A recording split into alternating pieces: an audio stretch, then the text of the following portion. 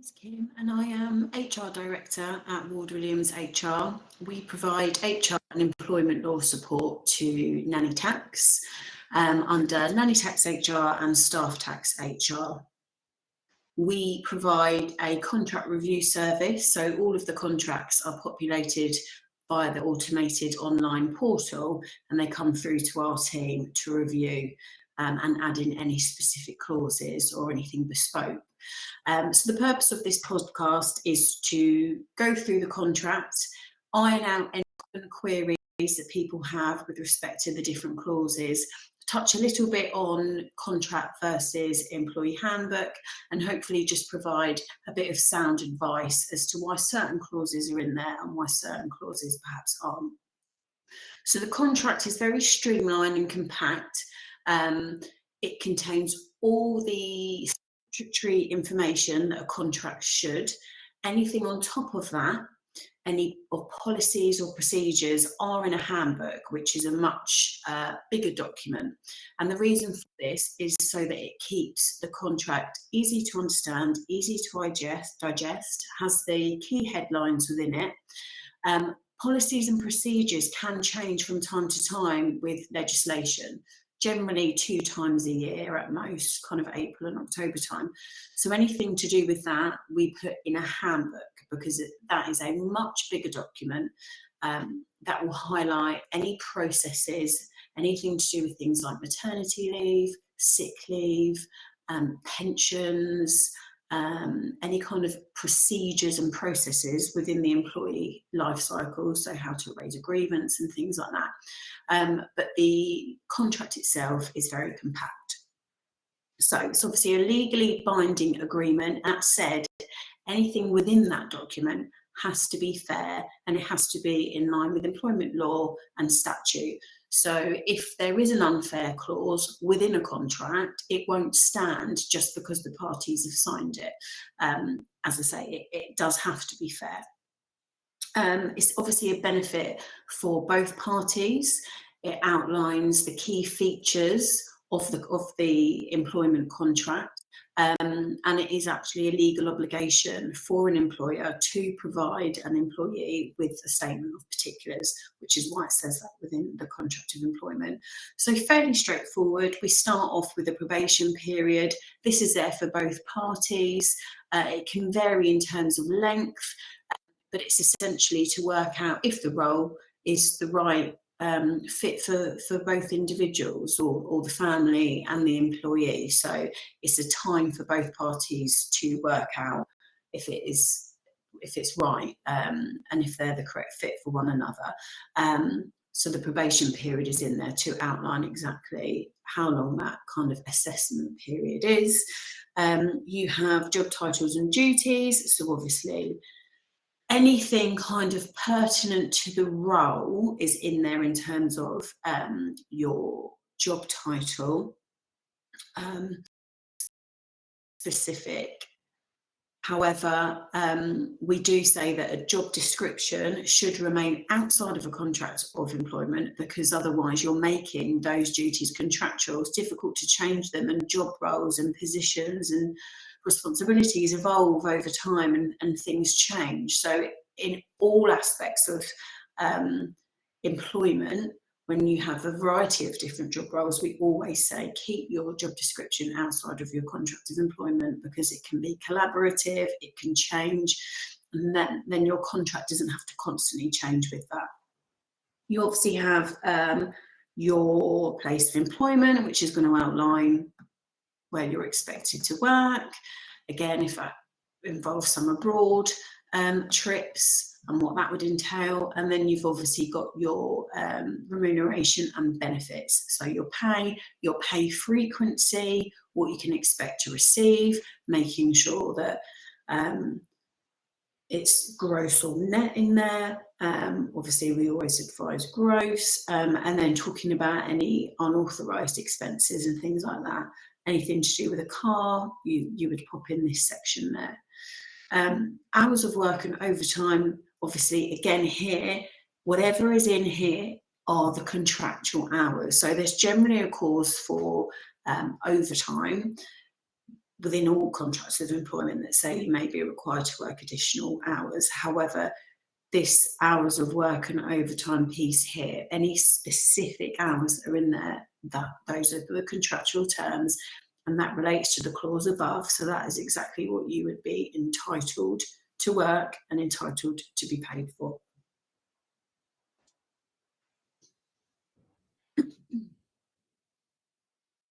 Holiday and pay then, if we move down. So again, this outlines the holiday year and the holiday pay. It may be that holiday is in hours, it may be that holiday is in days. It will tell you how to book holiday, what the expectations are, how much notice and things that you have to give. Some employers can be quite specific. We always recommend that this is quite fair so that everybody knows where they stand, how much notice they have to give, and it will also confirm kind of how that holiday entitlement would be prorated depending on where you start within that holiday year.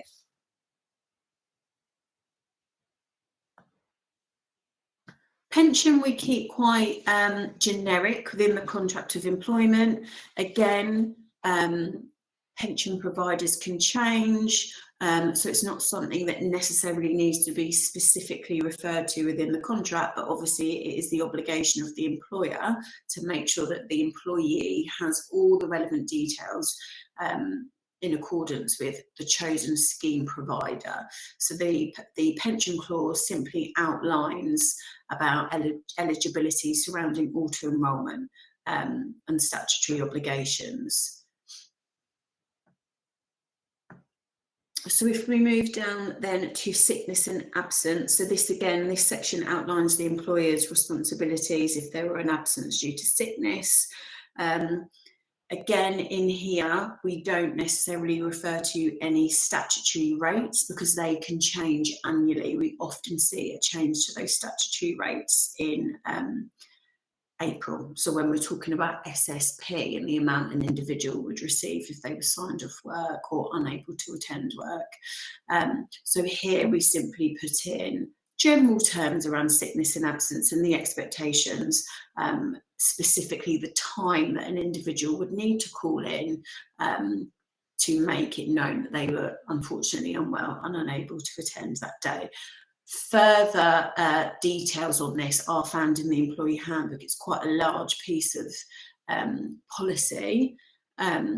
So within the handbook, there'll be a much bigger piece on this that explains obligations for both parties, essentially. So moving down to notice to terminate then, that is essentially the notice that either party is required to give if they were to terminate. Now, it's important that there is a lot of ruling around this, and there is a little bit of confusion more so on an employer's side. This isn't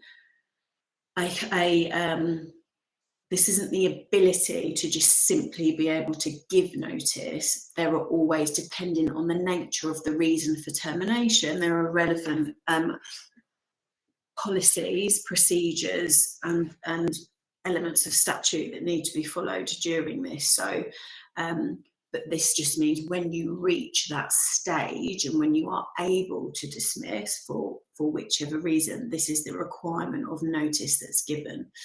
And again, the requirement for the employee as well, so how much they would need to give in writing to notify their employer that they intend to resign from their positions.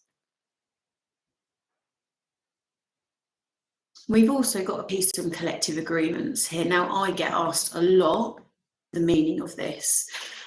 This is really more to do with kind of trade unions and things like that, but it is a statutory requirement that if there are or there aren't collective agreements in place, a contract of employment must state this. So you will find this clause within your contract of employment, regardless of the fact that it's not relevant between two parties. We have to say that it is or it isn't.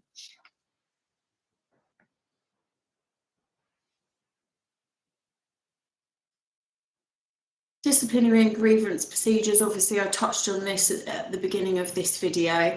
Again, it's referring you back to your employee handbook. So there will be a much bigger piece on there, but we just signpost individuals to the handbook within the contract of employment. All of the handbook will form collectively part of your kind of your T's and C's. But as I say, these policies have to be comprehensive, and some of them are quite big, so we keep everything in a handbook.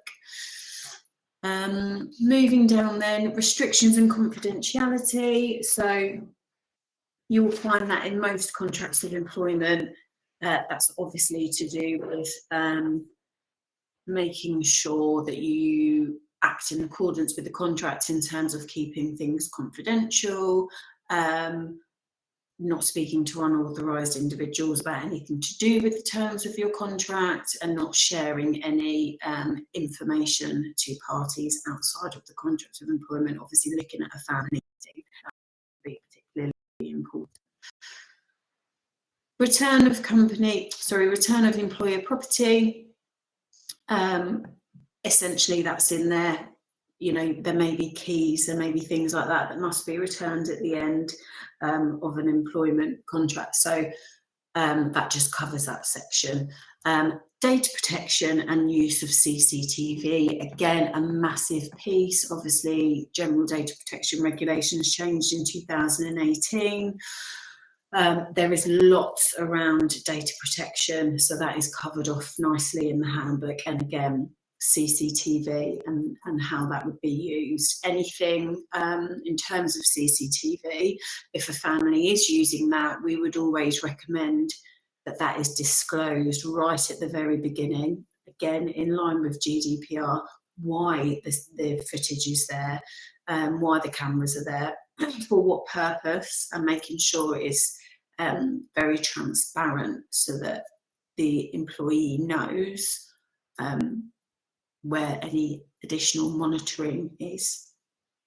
So that essentially covers off the main premise of the contract of employment. As I say, it's very compact.